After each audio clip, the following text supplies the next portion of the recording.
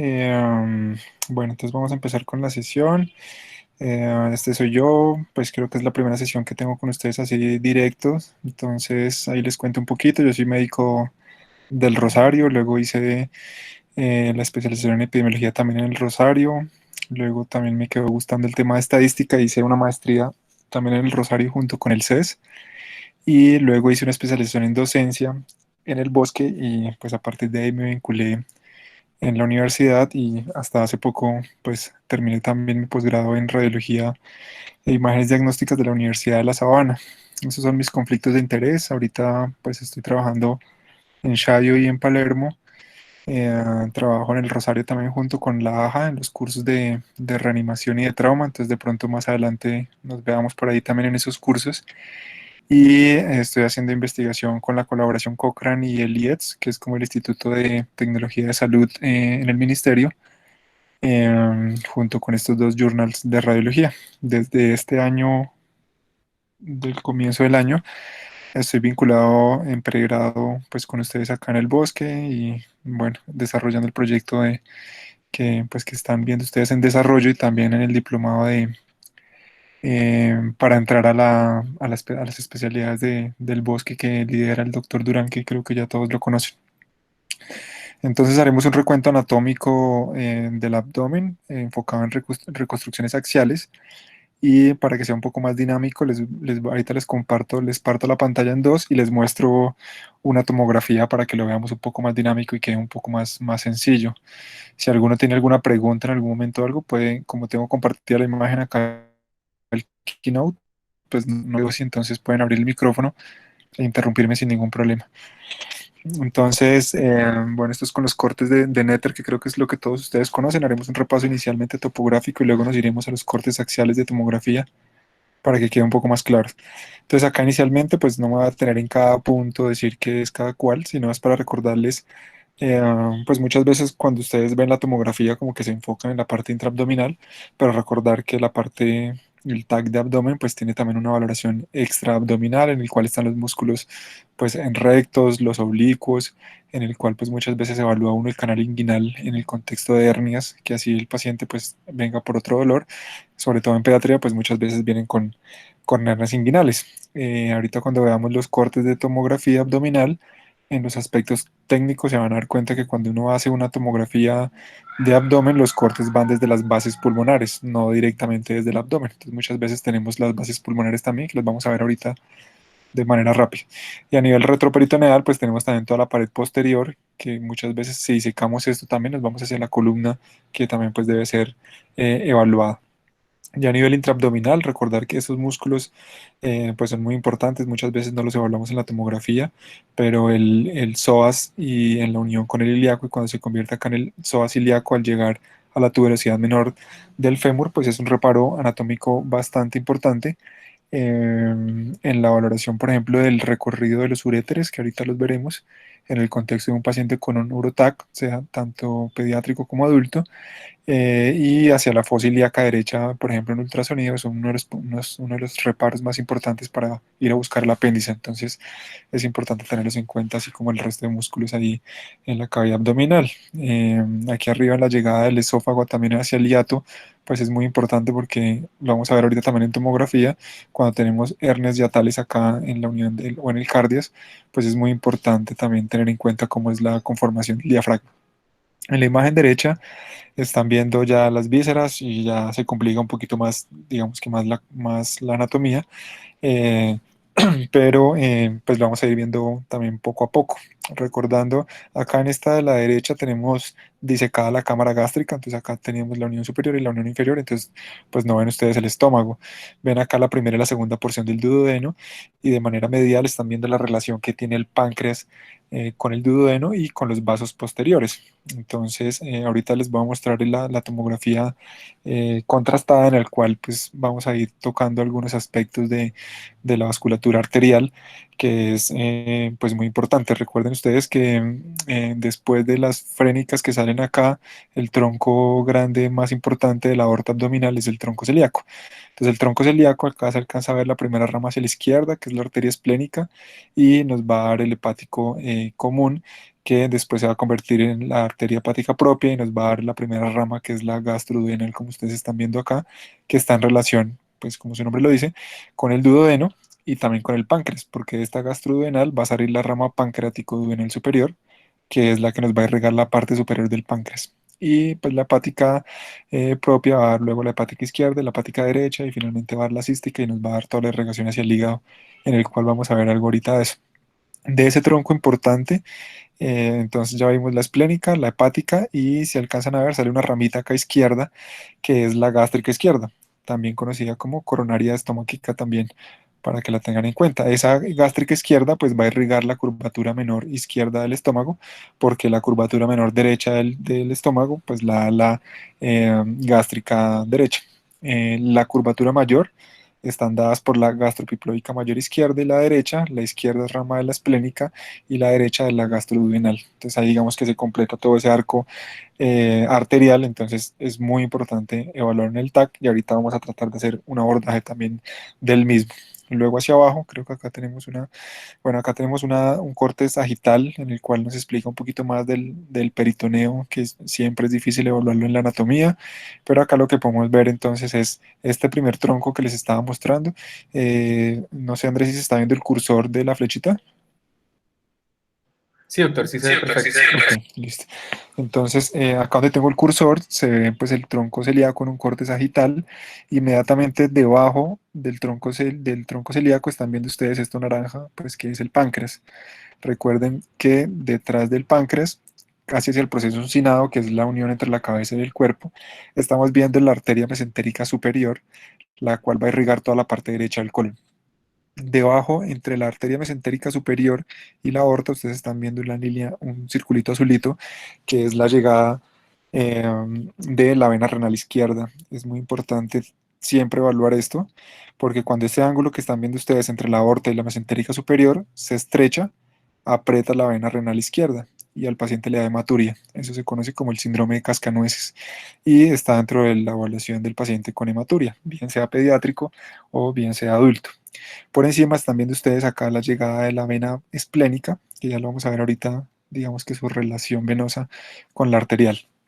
Entonces estos son otros cortes coronales anatómicos. Aquí a la izquierda están viendo lo que yo les hablaba ahorita, pues las frénicas, el tronco celíaco seccionado, pues luego inmediatamente inferior o caudal, la arteria mesentérica superior y las arterias renales. En la imagen de la derecha están viendo ustedes un poco mejor representada la llegada de la vena renal izquierda por detrás de la arteria mesentérica superior, hablando de lo que yo les hablaba ahorita del síndrome de cascanueces. Entonces, estos repartos anatómicos es importante tenerlos en cuenta. La vena cava inferior, pues va a estar a la derecha y vamos a tener la vena renal izquierda, la vena renal derecha, la llegada de las gonadales y recordar que todo el drenaje venoso intestinal, pues es diferente. El drenaje venoso intestinal lo estamos viendo acá a la izquierda, tiene una distribución parecida a la arterial hacia intestinal, pero con una connotación diferente, que es la siguiente. Estamos viendo acá abajo a la derecha todas las venas mesentéricas derechas que van a formar la vena mesentérica superior. Ven ustedes que las venas mesentéricas pues recogen la sangre venosa del ángulo hepático del colon. Por acá abajo está la del apéndice, que tiene la misma nomenclatura para arterial. Acuérdense ustedes que acá la arteria que irrigaba el apéndice era la arteria ilio-biseco-apendiculares, que es la que siempre les preguntan en cirugía general, y en venas pues tiene la misma distribución. Todo este drenaje venoso va a formar la vena mesentérica superior. A la vena mesentérica superior le puede llegar directamente la vena mesentérica inferior. En este esquema que nos está mostrando Néter acá no es el caso. Cuando llega la vena mesentérica inferior a la superior, pues digamos que no pasa nada, la esplénica se une o también le llega como afluente y forma la vena porta, que recuerden que da el 75% de irrigación vascular al hígado. Entonces, por eso digamos que la connotación tan importante de la porta. Esta variante que tiene este esquema es que llega la vena mesentérica inferior, que están viendo ustedes a la izquierda, que es la que recoge todo el drenaje venoso del ángulo esplénico, el colon descendente, el sigmoides, de hecho llegan acá las hemorroidales superiores, todo eso drena y generalmente como en el 49% llega a la vena mesentérica superior, pero si se dan cuenta casi hasta la mitad de las veces llega hasta la esplénica.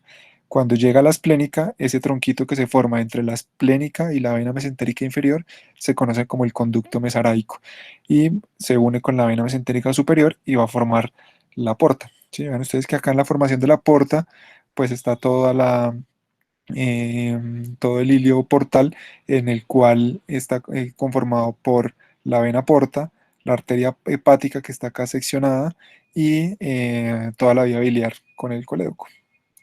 En la derecha, entonces ya una vez, pues teniendo en cuenta que tenemos la vena cava, la aorta con sus ramas y la porta con sus afluentes, hacia la derecha tenemos la distribución de todos los ganglios. Estos ganglios que son del drenaje linfático generalmente no los vemos en un paciente normal, pero se pueden aumentar en el paciente con, bien sea con infección viral o bacteriana o bien sea con cualquier otro proceso inflamatorio y tiene más, digamos que mayor importancia en la connotación neoplásica tanto del paciente pediátrico como del paciente adulto. Entonces, dependiendo de la localización donde está el ganglio, pues uno los nombra.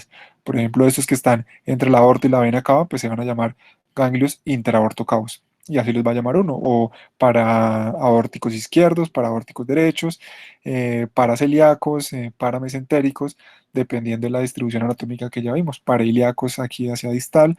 Y en la tomografía axial, si tienen un eje, en general, si tienen un eje axial, o sea, una distancia en el corte axial de la tomografía mayor a 10 milímetros, ya se considera sospechoso.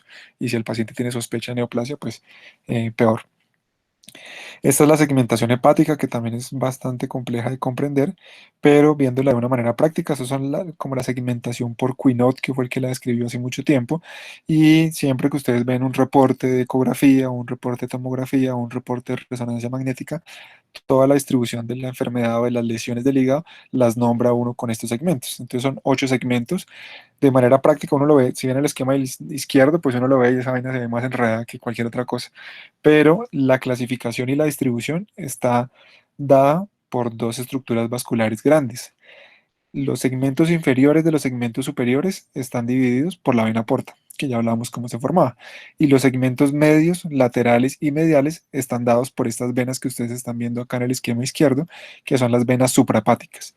Estas venas suprahepáticas, como su nombre lo dice, pues de manera superior drenan el sistema venoso del hígado y drenan a la vena cava superior. Entonces, los segmentos mediales van a estar dados por la rama medial o suprahepática medial, los medios por la media y los laterales por la lateral. Entonces, en los esquemas de la derecha están viendo como el esquema chiquitico que está abajo en cada imagen, es el corte donde se va a dar la segmentación del TAC que vamos a ver. Entonces, si estamos en una segmentación superior, como son las imágenes de arriba, vamos a ver es una distribución de las venas suprahepáticas en azul, porque por decirlo así, la vena porta ya nos dividió los superiores de los inferiores. Entonces, vamos a tener de manera medial, el lóbulo hepático izquierdo va a tener dos segmentos, el superior, que es el 2, y el inferior, que es el 3. Antiguamente o generalmente de manera coloquial, siempre la distribución está en números romanos, pero actualmente ha cambiado a números arábicos como para que uno no se enrede o algo, entonces van a encontrar los informes de cualquiera de las dos. Lo importante es que uno sepa cuál es el uno, cuál es el 2, cuál es, entonces lo pueden encontrar en romano o en arábico sin ninguna diferencia. Eso va a depender de cada radiólogo como lo quiera informar o de hecho también como de donde lo quieran leer. Entonces, del el izquierdo vamos a tener el más superior, que es el segmento 2. ¿Sí? Esta que estamos viendo acá es la suprahepática medial, que nos va a dar en la mitad la presencia del el segmento 4. El segmento 4, como lo están viendo en la configuración como tridimensional, tiene dos porciones, una superior y una inferior. La superior es el 4A y la inferior es el 4B. Entonces, a nivel superior, por encima de la porta, vamos a encontrar el 4A. De manera lateral vamos a encontrar el 8 y o sea, en la suprahepática media y la suprahepática lateral el 8 y lateral a la suprahepática derecha o lateral el segmento 7 del hígado. Estos segmentos que estamos viendo son todos por encima de la porta, ¿sí? Y a nivel alrededor de la cava encontramos el segmento 1 del hígado. Si nos vamos más distal o más inferior, ya por debajo de la vena porta, entonces ya no vamos a encontrar los que vimos ni el 2 ni el 4A, ni el 8 ni el 7. Vamos a encontrar en el lóbulo hepático izquierdo el 3 y con la misma separación de las venas suprahepáticas, la misma distribución. La mitad el 4, que ya no sería A, sino sería B, porque está por debajo de la porta. el 5 entre la media y la lateral y el 6 lateral a la lateral. Y con eso tenemos toda la segmentación. Entonces, si uno escribe un trauma, una lesión metastásica o un quiste hepático, pues uno debe buscar en qué parte está y describirlo en ese segmento y ya con eso pues todo el mundo sabe de qué está hablando. Listo, entonces vamos a empezar con los cortes axiales de tomografía, en el cual pues vamos a ir yendo de más superior a más inferior y vamos a ir viendo el corte anatómico de Netter y lo que se ve en la tomografía. Entonces para eso voy a irlo a, acá voy a partir la pantalla para mostrarles como la sesión de lectura de, de una tomografía. Creo que es esta, digamos. Listo. Entonces,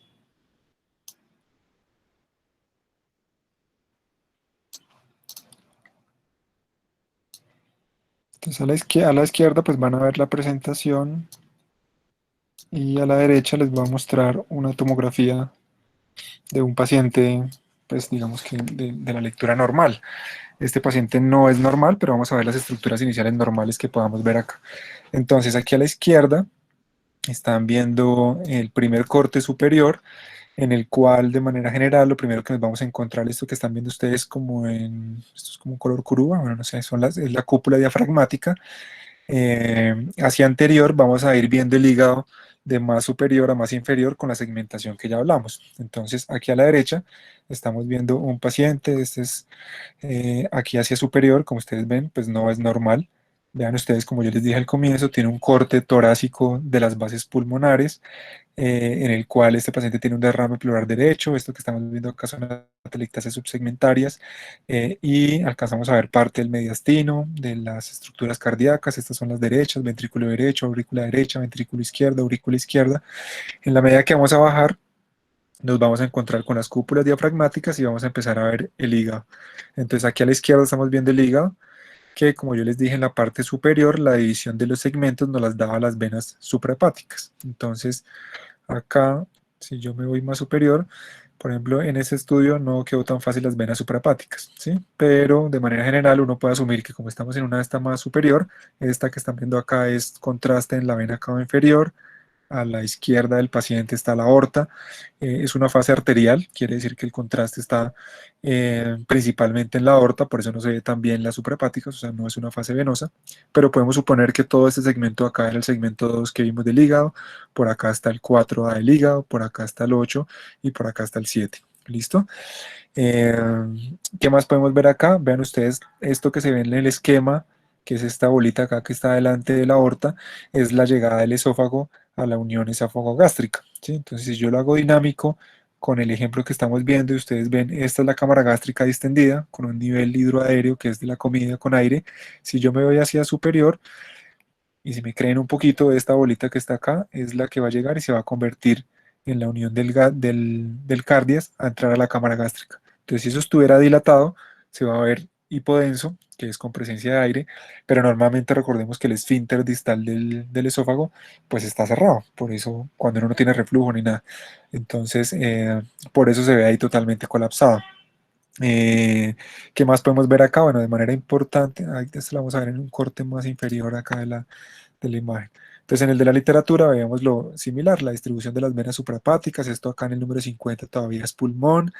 Aquí a la izquierda vamos a ver el vaso, que ya se los voy a mostrar mejor. Aquí hacia posterior tenemos un cuerpo vertebral, los arcos costales, y de manera importante aparecen estas estructuras que ustedes que ven acá, adelante de la aorta, que es esta bolita roja, se ven unos bigotes hacia el lado, hacia cada lado, al lado izquierdo y al lado derecho.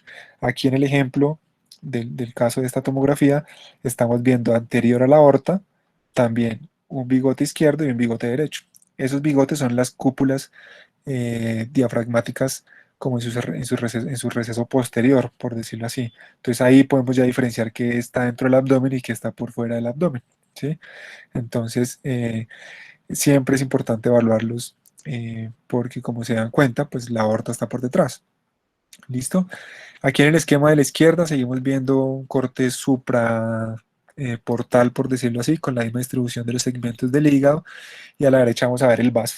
Entonces vean ustedes el vaso esto que están viendo en el vaso es muy importante porque es uno de los motivos donde más se confunde uno creyendo que está normal. Uno esperaría ver el vaso como ustedes lo ven aquí a la izquierda, que es así moradito, como se lo muestran a uno en el libro de anatomía, pero cuando ustedes lo ven en tomografía, mm, creo que todos lo están viendo, se ve como con parches, ¿sí? Se ve unas áreas hiperdensas, eh, se ven otras áreas hipodensas como con parches, ¿sí? Entonces uno podría pensar de que tenga múltiples infartos esplénicos y resulta que no, es el comportamiento fisiológico normal del páncreas, no del vaso, perdón. Vean ustedes acá la llegada de la arteria, que habíamos dicho que era la arteria esplénica, que habíamos dicho que era una de las ramas principales del tronco celíaco. Si seguimos ese tronco celíaco, como estamos viendo acá en la aorta, vean ustedes, sale el tronco celíaco y yo les voy a mostrar acá cómo sigue y cómo se convierte la arteria esplénica y llega al vaso. La distribución histológica del vaso tiene una distribución dual, que es la pulpa blanca y la pulpa roja, por su comportamiento inmunológico que tiene, que ustedes ya conocen. Entonces, por eso tiene un realce inicial arterial, eh, que es así en parches. Eso es normal, es de un paciente normal, ¿sí? Si miran un poquito más anterior, tiene acá, hay como una bolita delante del vaso, ¿sí? Si lo ven ustedes acá, eso es un vaso accesorio, es una variante normal de un paciente normal, tiene el mismo comportamiento con el contraste como ustedes están viendo acá. ¿Listos? Entonces vean ustedes que el vaso normalmente tiene ese patrón de realce que en la literatura se conoce como patrón atigrado, por ese componente digamos que mixto. Entonces podemos evaluar de una vez el resto del tronco celíaco. Vean ustedes el tronco celíaco, entonces teníamos la esplénica y hacia el otro lado, si vemos, va a salir acá la hepática común, que acá va a entrar al hígado y ya uno supone ahí que se va a convertir en la hepática derecha, la hepática izquierda, y ya. Si uno quisiera hacer una, digamos que una detalle más anatómico vascular, pues tenemos que hacer un angiotac de aorta mucho más específico, pero en todos los contrastados podemos hacer esa evaluación.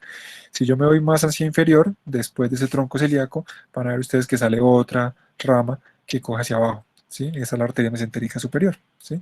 Y va a dar toda la distribución hacia los vasos o hacia el colon derecho, como ustedes ven ahí, que ya de entrada pues pueden ver que todo eso está alterado. Pero en la parte vascular está normal que están viendo ustedes ahí, ¿sí? De entrada axial uno puede ver que sale la mesentérica superior, se va hacia el lado derecho, y después sale otra bolita que ustedes ven acá, que se va hacia el lado izquierdo. Esa es la mesentérica inferior. ¿Listo? Luego acá se da la distribución hacia las ilíacas primitivas o ilíacas comunes y luego ilíaca externa, ilíaca profunda o ilíaca interna. Con eso hablamos de una vez todas las estructuras arteriales que estábamos viendo ahí. ¿Listos? Entonces volvamos otra vez hacia superior, donde estábamos, cortes del hígado, la vena cava inferior, el vaso y la cámara gástrica con la unión con el esófago, los bigotes que habíamos hablado que ya eran parte del diafragma y les voy a mostrar acá estas dos imágenes que ustedes ven acá en el esquema de Netter, uno a la izquierda y otro a la derecha, que son como naranjitas, se describen en la literatura como estrellas de mar. Esas dos imágenes que ustedes ven ahí son las glándulas suprarrenales que se ven antes de que aparezcan los riñones. Entonces uno siempre también tiene que buscarlas. Vamos a tratar de buscarlas acá en la tomografía. Entonces aquí a la derecha, vean ustedes que aparece esta imagen de acá, que es como un triangulito, se conoce como en saco de pantalón también, y es la presencia de la glándula suprarrenal derecha antes de que aparezca el riñón derecho. En el lado izquierdo, si nos vamos aquí más superior, aparece hacia este lado. Esta imagen que ustedes ven acá, que es como una estrellita, es la glándula suprarrenal izquierda. Es parecida al esquema que están viendo ustedes de Netter, a la izquierda mía o a la derecha de la pantalla. Listo, podemos ir entonces bajando más.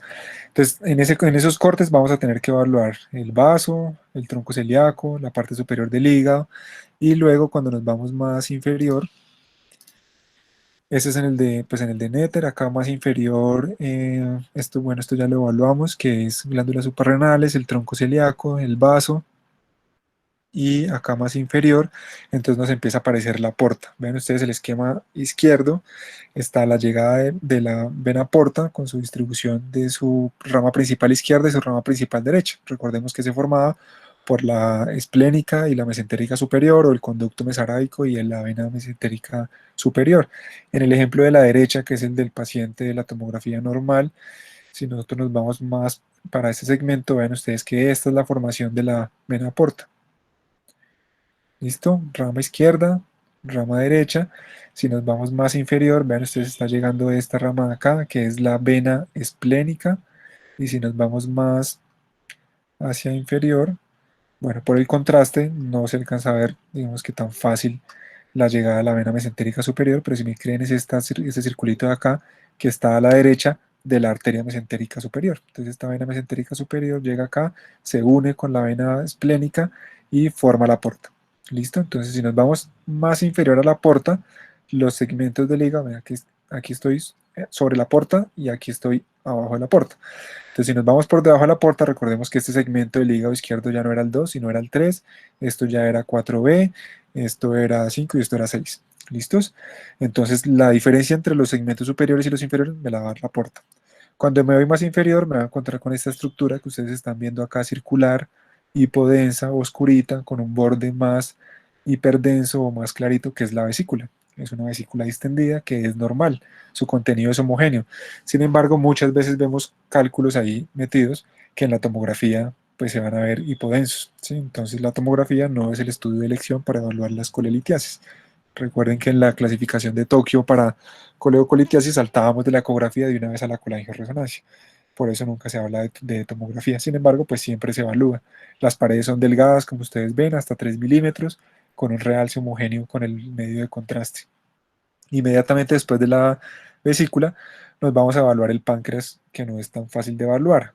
Pero si lo ven acá dinámico, como yo se les estoy mostrando, el páncreas aparece por acá, la cabeza del páncreas, aquí aparece el cuello y aquí aparece la cola del páncreas.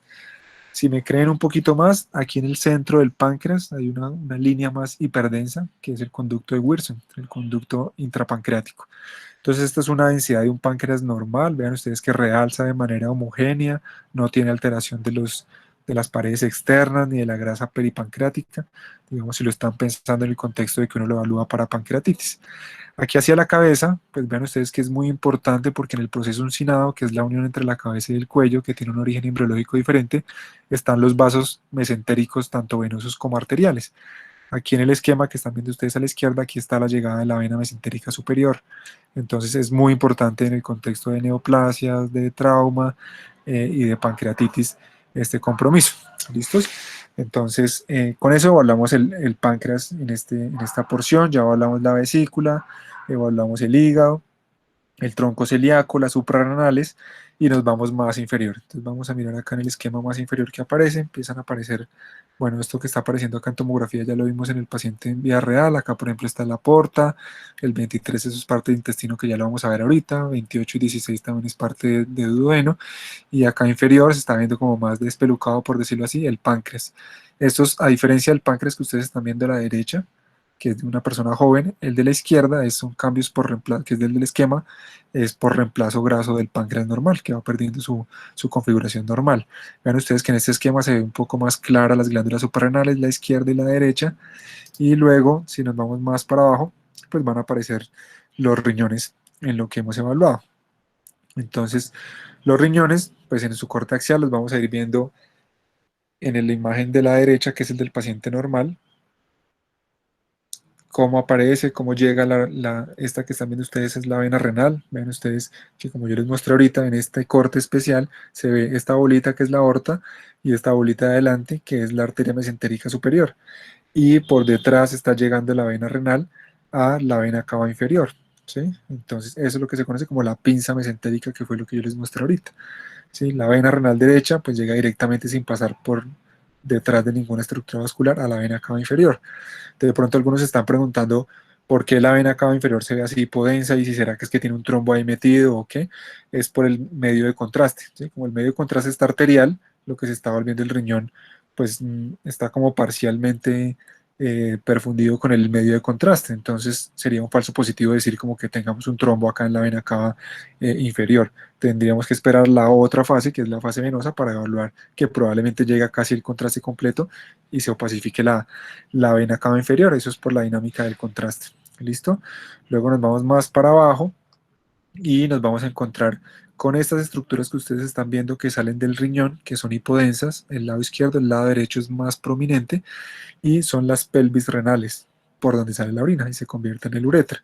El izquierdo es normal, el derecho tiene una variante que ustedes están viendo que se llama pelvis extrarrenal vean la diferencia entre el izquierdo, que es como una barriguita o un circulito acá medio normalito, y el derecho está como que salido o protruido. Eso es que la pelvis renal está hacia afuera, es una variante normal. Muchas veces se confunde con una hidronefrosis, eh, pero pues es una variante normal. ¿Listos? Entonces, riñones hacia arriba y hacia abajo, riñones izquierdos normales, vean la distribución del riñón, la corteza, la médula más interior, están las columnas de Bertán que están acá escritas, las pirámides renales y todo el sistema colector. ¿Sí? Acá con este estudio contrastado no podemos evaluar la presencia de un cálculo, porque por ejemplo en este nivel, si ustedes ven este puntico acá, es hiperdenso y uno podría pensar que es un cálculo, pero también puede ser contraste. Entonces el estudio de los cálculos se hace con un UROTAC, que es un estudio simple, no contrastado. Esto es para evaluar cicatrices, si tiene infección, por ejemplo, si tuviera una pielonefritis, pues se va a ver un parche acá hipodenso o una lesión focal hipodensa que no está perfundiendo por la infección a este nivel. Entonces, por eso se evalúa a este nivel. Si uno quisiera evaluar directamente los riñones con el medio de contraste, esto se conoce como una fase nefrogénica, que es cuando llega el contraste al riñón y perfunde toda la corteza de manera simétrica. ¿Listo? Entonces, estos son dos riñones normales que perfunden de manera normal. ¿Listo? Vamos a tratar de seguir esta pelvis renal derecha. Yo me voy a ir aquí hacia abajo. En algún momento se va a perder y pues no hay que estresarse con eso. Como yo les dije ahorita en la anatomía topográfica, detrás del uréter vemos estas lesiones de acá o estas imágenes de acá, que son músculos. Vean ustedes que tienen la misma densidad de los músculos paravertebrales. Este músculo que está acá es el psoas ilíaco. Pues en este nivel es el psoas hasta ahora. Entonces siempre el uréter va a tener una distribución anterior sobre el psoas. Si el paciente está en decúbito supino, siempre va a estar como acostado. O sea, la cama del uréter siempre va a ser el psoas. Y con eso no lo sigue. Ven ustedes acá que es hipodenso, es normal. Y luego ya se empieza a perder. ¿Listo? Por el contraste da un poco de curva. Si uno trata de seguirlo hacia abajo, recuerden que el estudio de Eurotac muchas veces se hace en decúbito prono. Esto que ustedes están viendo acá, la tomografía, esta línea blanca abajo, es la línea de la cama del tomógrafo. Entonces, cuando es un urotaque, el paciente está al revés. Entonces, hace que las asas intestinales se vayan hacia adelante y esa estructura que yo les mostré, traté de mostrar que era el uréter, se va a ver un poco más claro. ¿Listo? Entonces, acá se me pierde, yo no quedo tranquilo porque pues no estoy buscando cálculos ahí, entonces no me interesa perder un poquito y luego al final se va a llegar acá a la vejiga, que es esta estructura que ven ustedes acá totalmente circular, hipodensa, va a llegar ahí del mismo lado en el lado izquierdo también. Si ustedes volvemos a subir acá, este es el riñón izquierdo, esta es la pelvis renal, empezamos a bajar y ven ustedes que se asienta sobre el psoas izquierdo y empieza uno a verlo más distal y en algún momento ya se pierde. Ya lo podemos ver luego más distal eh, hacia, hacia la llegada pues de la vejiga. Entonces ese es el recorrido que hacemos. Eh, que vamos hasta ahora, hígado, vaso, cámara gástrica, páncreas, que lo teníamos por acá, estructuras vasculares del tronco celíaco, mesentéricas, glándulas suprarrenales, riñones, vena cava, porta, venas suprahepáticas, que acá no se alcanza a ver también, y listo. Entonces después nosotros bajamos y hemos llegado aquí a la vejiga. Después de la vejiga, entonces viene lo más difícil de evaluar en el TAC de abdomen, que es todas las asas intestinales. Entonces ya se los voy a mostrar más o menos cómo abordo yo el orden y cómo llega uno más fácil. Es imposible evaluar uno todos los segmentos del intestino delgado por la longitud que ya conocen ustedes. Entonces aquí a la izquierda voy a bajar en el esquema. Esto es parte de lo que hemos visto de los riñones. En este esquema están viendo ustedes acá la llegada de la vena renal izquierda, la arteria mesentérica superior, la inferior, esta es la pisa mesentérica, arteria mesentérica superior, vena mesentérica superior a la derecha, los dos riñones con el parénquima renal, el músculo psoas acá posterior, el cuerpo vertebral. Si nos vamos más para abajo, ¿qué les puedo mostrar acá? Los uréteres, vean ustedes en esquema los uréteres que yo les estaba hablando, que el uréter se acuesta o se sienta sobre los psoas de ambos lados. Y ese recorrido pues es un tip para verlo uno mucho más fácil y ver presencia de cálculos, porque a veces ustedes ven, uno se empieza a ir más distal y ustedes ven una calcificación aquí adelante del psoas, ¿sí? Entonces si uno logra diferenciar el uréter, puede ser una calcificación vascular, arterial o venosa, obviamente más frecuente arterial, entonces no es tan fácil diferenciarlo y si tiene contraste dentro de esa arteria, pues peor. ¿Listos?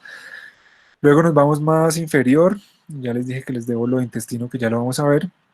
Y en la pelvis, bueno, esta pelvis que nos muestran acá en el esquema, es una pelvis de hombre. Entonces cuando uno se va más inferior, después de la vejiga, se va a encontrar con la próstata acá hacia posterior.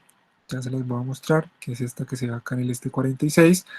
Y podemos evaluar todos los músculos del piso pélvico, los músculos glúteos. Acá en el canal inguinal anterior también los podemos evaluar. Entonces vamos a hacer esa evaluación aquí en el paciente. Este paciente, yo no recuerdo si era hombre o mujer, ya vamos a ver.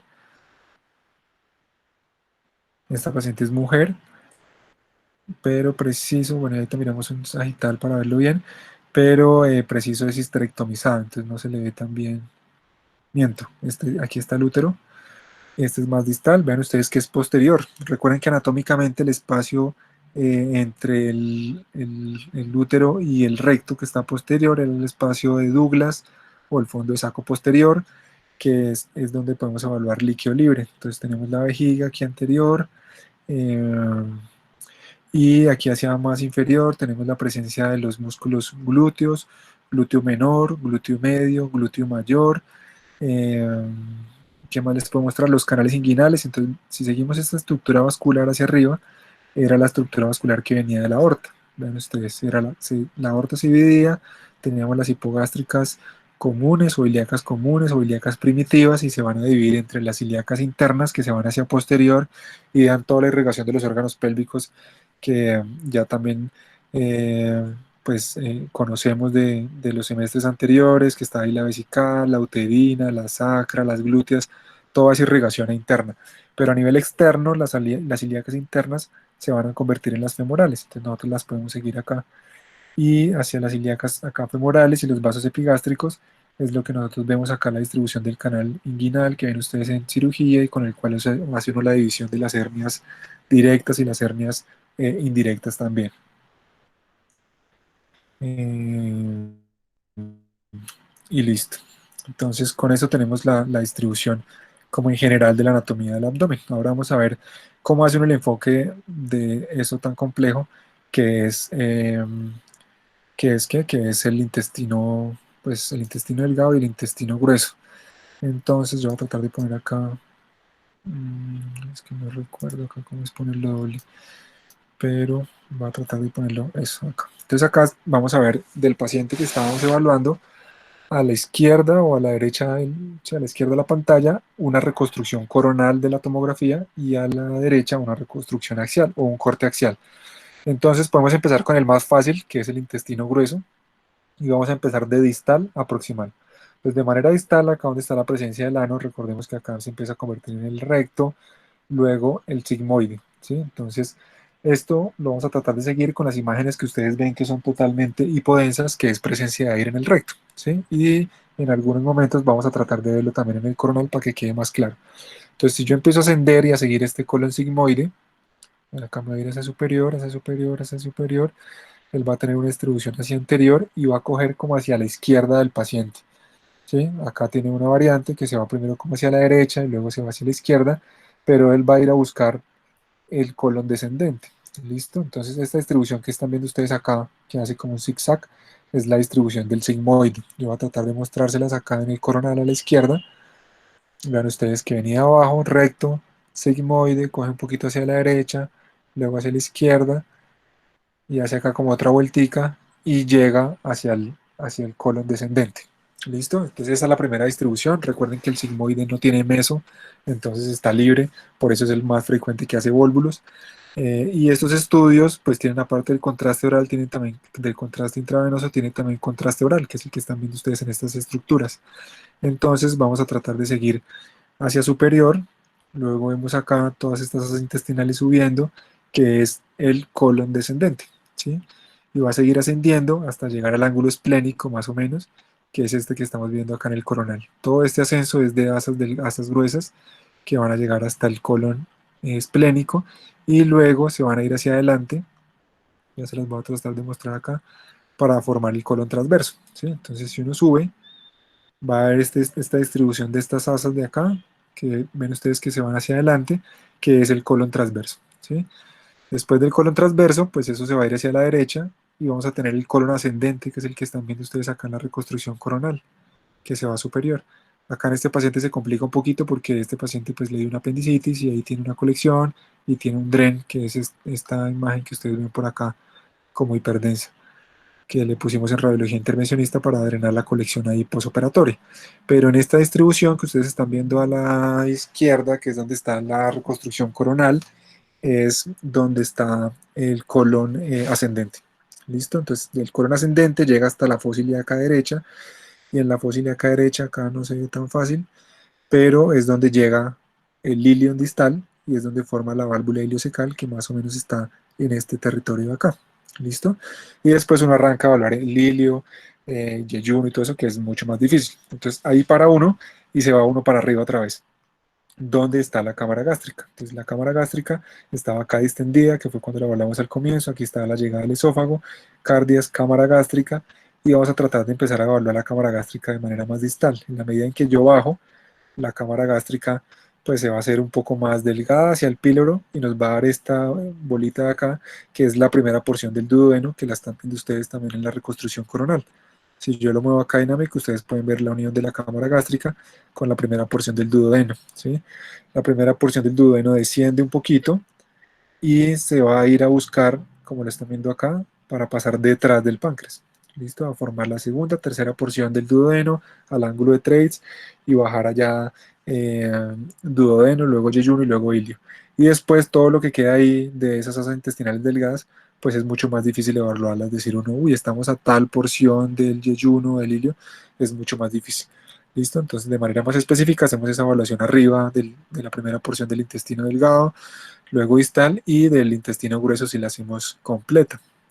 Y finalmente podemos hacer la valoración posterior de la columna. Vean ustedes, esto no es una escoliosis, solamente es como una actitud escoliótica que tiene el paciente hacia la derecha, pero podemos evaluar la columna también en el contexto del paciente, por ejemplo, con trauma. Evaluamos la cadera, la pelvis, los ilíacos, las cabezas femorales y hacemos una evaluación, digamos que mucho más general y mucho más específica. ¿Listos? Bueno, entonces con esto para